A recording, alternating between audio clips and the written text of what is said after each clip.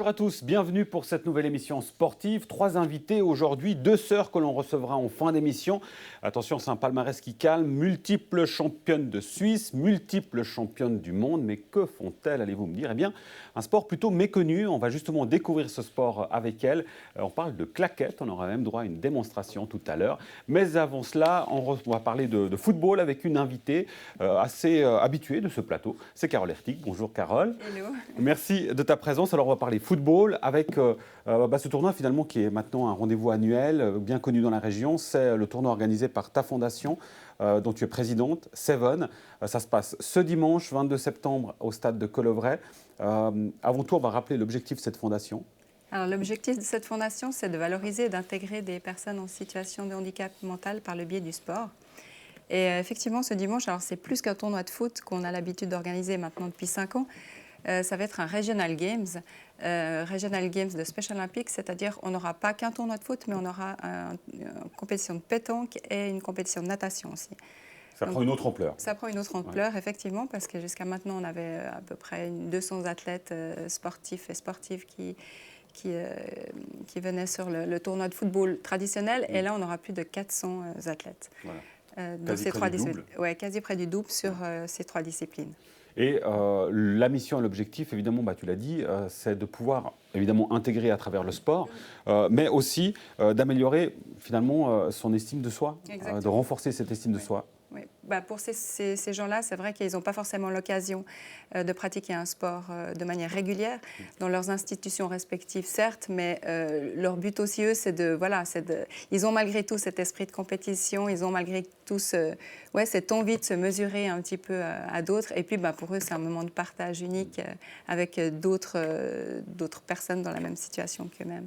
Et toi, personnellement, tu le vis comment quand tu es sur place, tu vois ces joueurs? Pour nous, c'est un moment exceptionnel. Ça nous remplit vraiment le cœur, ça nous remplit de joie de voir leur engagement, leur ténacité. Il ne faut pas les choses à moitié. Hein. Non. Alors, on a vraiment on peut en prendre de la graine en tant que sportif amateur, de voir que pour eux, c'est un objectif. Ils s'entraînent pour ça, pour cette compétition et puis même pour d'autres. Et ils sont vraiment à fond. À fond. C'est une aide. Alors, on parle beaucoup pour les personnes en situation de handicap mental de l'intégration dans le travail. Oui. Et c'est vrai qu'on pense moins forcément à l'aspect sportif. Il y a, au-delà de l'aspect de l'estime de soi, il y a des éléments simplement physiques qui sont très importants aussi. Oui, alors c'est clair. Pour eux, ça leur permet d'avoir une meilleure hygiène de vie, ça leur permet, de faire autre chose que leurs petits... Certains sont dans des institutions, donc ils ont des petits jobs comme ça dans le cadre de leurs institutions ou même à l'extérieur pour certains. Mais là, ça leur permet, de se sentir vraiment comme nous, finalement. On a notre job, on a nos activités sportives, on a nos activités sociales. Pour eux, c'est exactement la même chose. Donc pour eux, c'est vraiment un plus. Et un événement qui ne pourrait pas se faire sans les bénévoles, évidemment. Oui, alors ça, c'est clair. En l'occurrence, là, on sera presque 100 bénévoles pour assurer cette journée.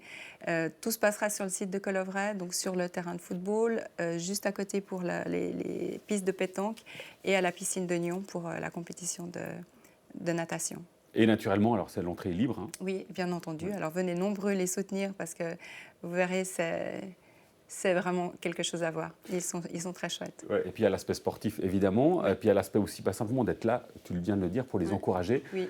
Ça les booste, évidemment. Oui, tout à fait. Ils adorent et ils sont toujours prêts à faire le show, que ce soit sportif ou autre. Oui. Pour eux, c'est vraiment un moment exceptionnel. Et pour nous, c'est vraiment un plaisir de pouvoir leur offrir ce cadre magnifique. Alors là, on voit justement des images. Là, en l'occurrence, c'est du basket, de l'équitation. Donc, on voit aussi, en fait, finalement, là aussi, les préjugés qu'on peut avoir. On se dit, mais c'est limité, on ne peut pas faire beaucoup de choses. Là, on parle évidemment de pétanque, de natation. Là, on voit aussi des sports, typiquement l'équitation. On pourrait se dire, mais déjà, pour quelqu'un qui n'est pas en situation de handicap, c'est compliqué. En fait, c'est ce que tu disais, il nous démontre bien le contraire. Non, toutes ces personnes à besoins spécifiques, il y a vraiment une grande majorité des sports qui peuvent être pratiqués avec, bien entendu, un entraînement adapté. Mais il n'y a aucun problème. Là, on le voit à la voile. Ça, ce sont vraiment toutes des images des derniers Jeux mondiaux qui ont eu lieu en mars dernier à Abu Dhabi, où il y avait plus de 7000 athlètes et tous arrivent à pratiquer à leur niveau tous ces sports. Donc, il n'y a aucun problème. Il faut juste leur consacrer un petit peu de temps. On sait, Carole, à quel point tu as investi dans cette fondation depuis des années maintenant. Aujourd'hui, cette organisation se fait dimanche sous l'égide des Special Olympics. C'est une sorte de consécration. Non, on ne peut pas parler de consécration. Le but, c'est qu'on soit tous là pour eux, qu'on fasse connaître le mouvement de Special Olympics, qu'on rende sensible aussi les clubs qu'ils peuvent accueillir des gens à besoins spécifiques avec un entraînement adapté. Le but, il est là. Ce n'est pas une question de consécration. C'est une question de continuer le plus possible à faire connaître ce mouvement-là. Ce dimanche 22 septembre au stade de Colevray, ça commence à quelle heure, Carole ? À 9h30 jusqu'à environ 17h. Voilà, donc vous l'aurez compris, football, tournoi. Alors, le football, c'est des tournois à 7 ? Alors, c'est du tournoi à 7. Il y aura 16 équipes qui seront là pour ce tournoi de football. Il y aura plus de 100 nageurs, dont des Tessinois qui font le déplacement pour venir jusque-là, et environ 70 pétanquistes. Donc, voilà, plus de 400 athlètes. Eh bien, joli programme, pétanque, natation et football. Donc, ce dimanche 22 septembre au stade de Colevray, qu'est-ce qu'on peut te souhaiter, Carole ? Plein succès ? Plein succès et le soleil. Et le soleil, bah évidemment, ça c'est clair. Merci beaucoup, Merci Carole, à pour toi. ta participation. Et puis Merci. rendez-vous donc ce dimanche 22 septembre au stade de Colevray. On passe maintenant au deuxième sport invité de cette émission, c'est la claquette et les claquettistes, en l'occurrence je vous ai dit, deux championnes de Suisse et championnes du monde. Petit extrait d'abord et on les retrouve juste après.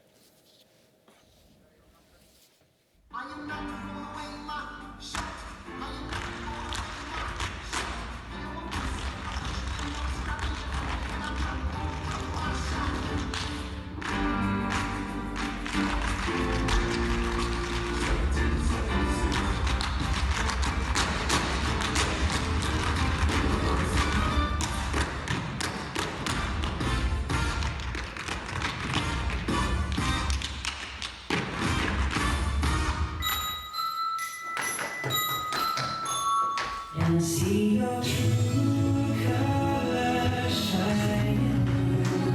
I see your true colors. That's why I love you. Hold me afraid. True colors.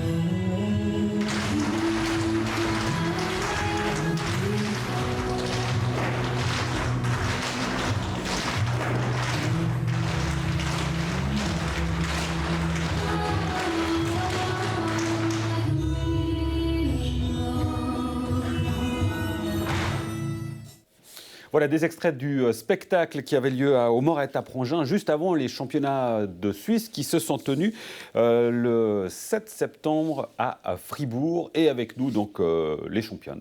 Les championnes, Olivia et Rebecca. Salut les filles. Championne, alors je l'ai dit, multiple championne suisse, multiple championne du monde. J'ai d'abord envie de vous demander, mais d'où est venu le virus ? Parce que manifestement, c'est une histoire de famille, quoi, c'est clair.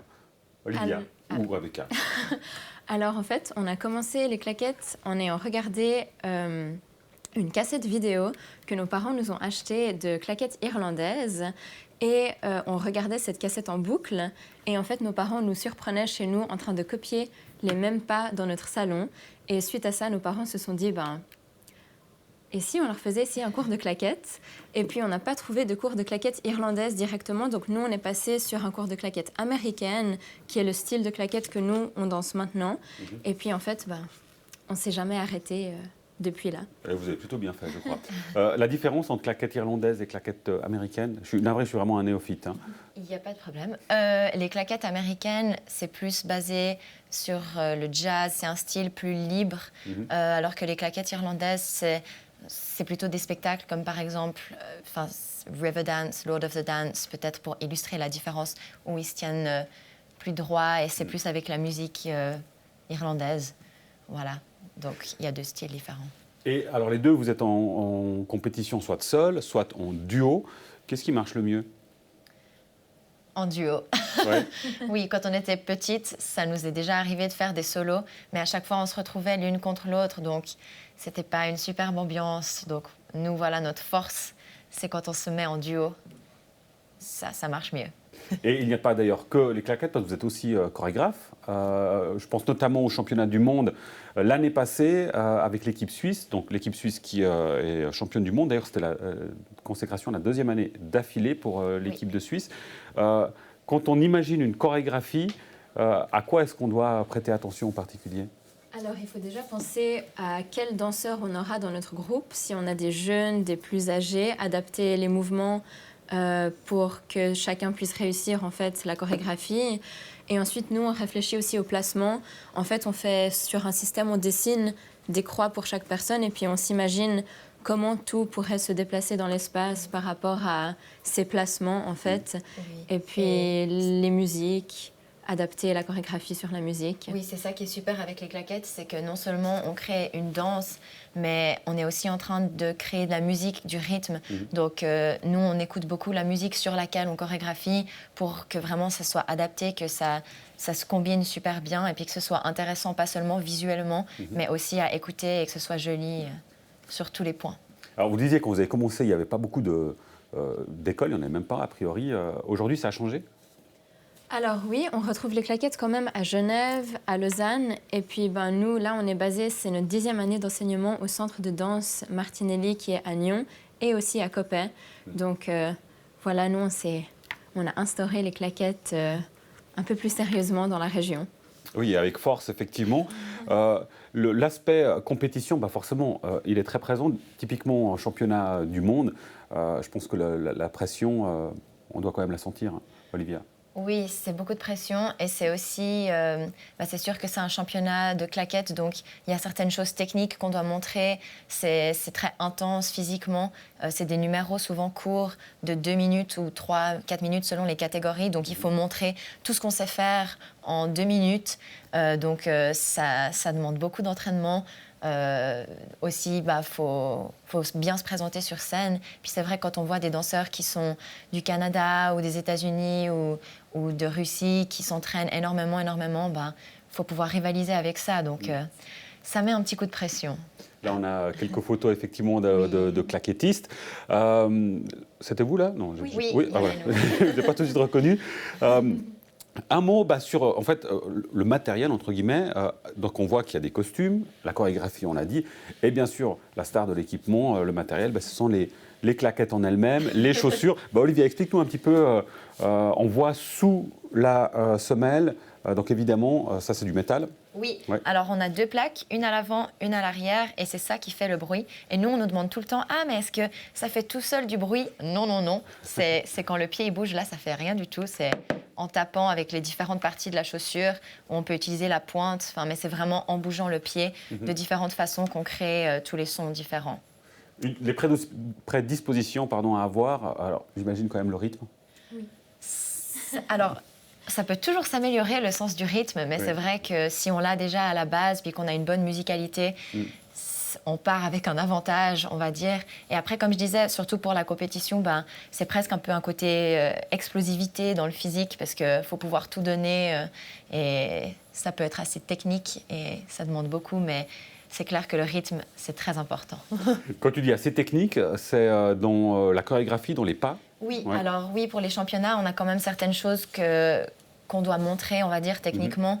Donc, plus on a une technique avancée, plus on va avoir de chances de bien se placer dans un championnat. Donc, il y a certains pas qui sont plus, entre guillemets, faciles que d'autres à exécuter.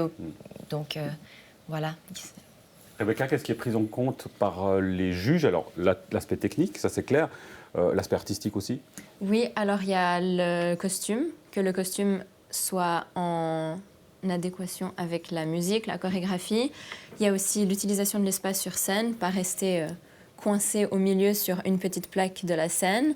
Et puis tout le côté musicalité, adapter en fait la chorégraphie rythmique de claquettes que nous on joue avec les pieds, que ça s'adapte bien en fait sur la musique qu'on a choisie pour la pièce. Bon, alors on a vu des extraits du spectacle. On a 2 championnes du monde de claquettes. On va quand même pas bouder notre plaisir et demander une petite démonstration. Alors c'est Rebecca qui s'y colle aujourd'hui pour nous faire une petite démonstration. Qu'est-ce que tu vas nous présenter? Tu peux venir, viens seulement devant. Qu'est-ce que tu nous présentes là? Alors c'est quelques pas improvisés, c'est pas une chorégraphie créée, c'est juste différents pas pour vous montrer un peu. Rebecca à Gros-Betty, c'est à toi, je t'en prie.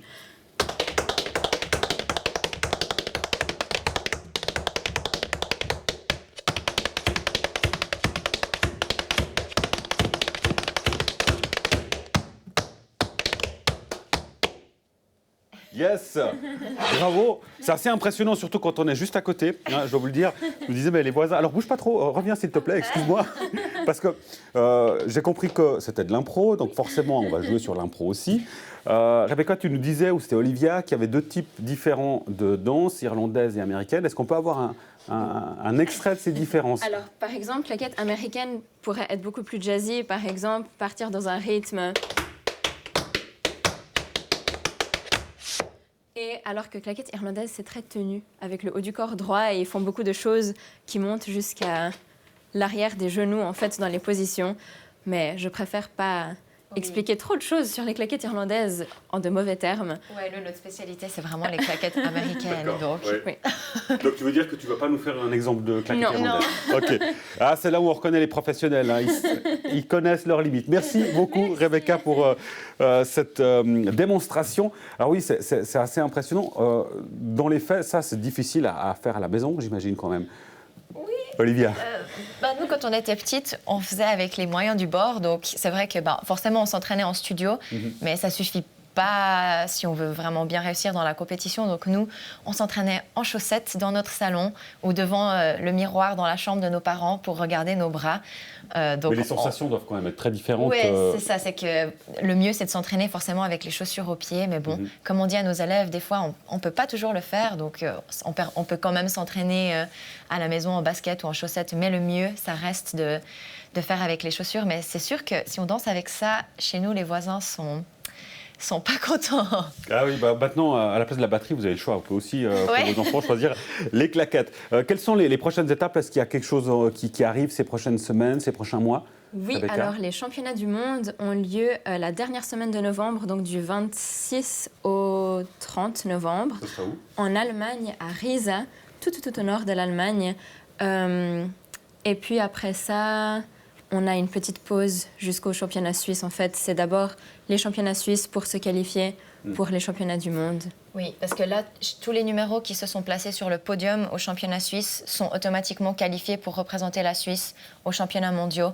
Donc voilà, nous, on a pas mal d'élèves qui se sont qualifiés. On est super contentes. Et du coup, on va les accompagner au championnat du monde. Puis au championnat du monde, on aura de nouveau le numéro national, donc le gros numéro, la production de l'équipe suisse. Bon, peut-être, qui sait, une troisième médaille d'affilée. On verra. Donc, à faire. Ça représente combien d'heures là, par exemple, pour la préparation pour les championnats du monde, ça représente combien d'heures d'entraînement par semaine? Alors là, en fait, c'est les numéros qui se sont qualifiés. C'est des numéros que nous, on a travaillé déjà depuis le mois de février avec nos élèves. Vous êtes rodés. Qu'ils ont dansé au spectacle de fin d'année, ensuite au championnat suisse. Puis là, en fait, à chaque fois, on les améliore un petit peu ou on les complique un petit peu pour l'étape suivante. Donc là, on va encore continuer à compliquer tout ça pour les championnats du monde. Mais là, les élèves qui participent au championnat avec nous s'entraînent tous, en général, au moins 3 fois par semaine en studio avec nous, certains même plus. Et après, j'ose espérer qu'ils mettent aussi des heures à la maison. En tout cas, ils sont censés, mais... Donc, ils sont très, très motivés. Et c'est beaucoup de travail. Olivia et Rebecca Grobetti, merci beaucoup pour votre présence. J'ose pas dire le mot pour les championnats du monde, mais un gros M pour dans quelques semaines, donc fin novembre en Allemagne. On vous rappelle aussi ce dimanche 22 septembre, on en parlait avec Carole Hertig tout à l'heure, l'événement avec la Fondation Seven, sous l'égide de Special Olympics, du football, de la pétanque et de la natation. Voilà, vous savez tout sur le programme de nos invités. Bonne suite de programme. Nous, on se retrouve la semaine prochaine pour une nouvelle émission. Ciao.